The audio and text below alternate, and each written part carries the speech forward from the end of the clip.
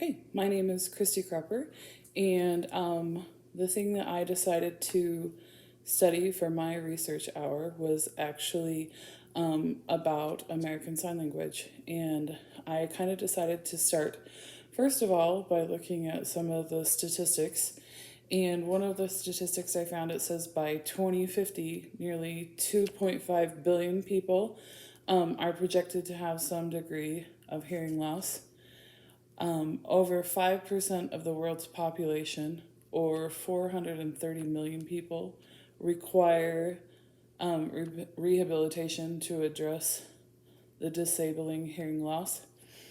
And then I looked into different things that can cause hearing loss. They have different things about prenatal hearing loss. Sometimes hearing loss can be genetic.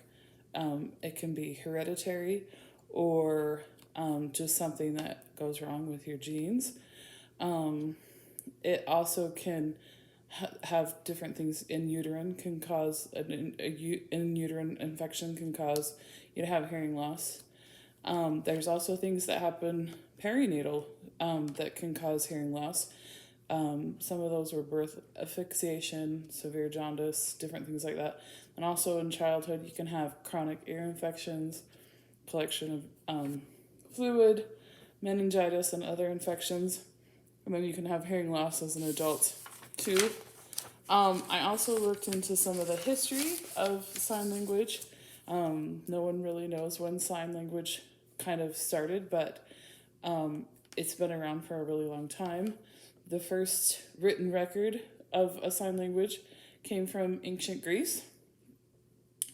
For a long time, deaf people were considered a burden and were not given the same rights and privileges that other people were. And then, starting in the 16th century, there were some people who challenged Aristotle's findings and finally developed a code. And the popular American Sign Language actually came from France. I also discovered that there is such a thing as sign writing as well as sign language. I learned about some of the signs and different sign language, and that you have to be careful about the way that you do your sign language. Sometimes your face or the position of your hands and stuff like that can cause you to have different meanings behind the words.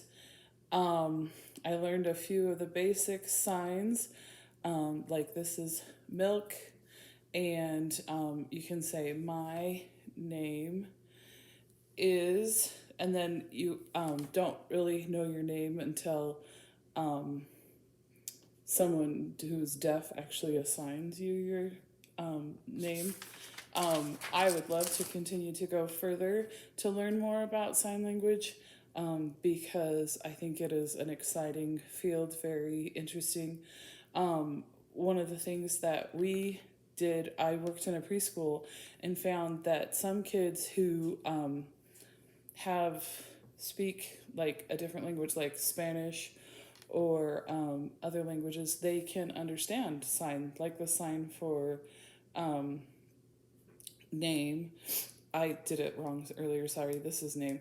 But the sign for sit, or no and yes and stuff like that, they can do that even if they can't speak. And so it helps with some of those language things. I also think it would be a valuable resource to have as a teacher to be able to speak sign language and help those kids who you might interact with that have hearing things.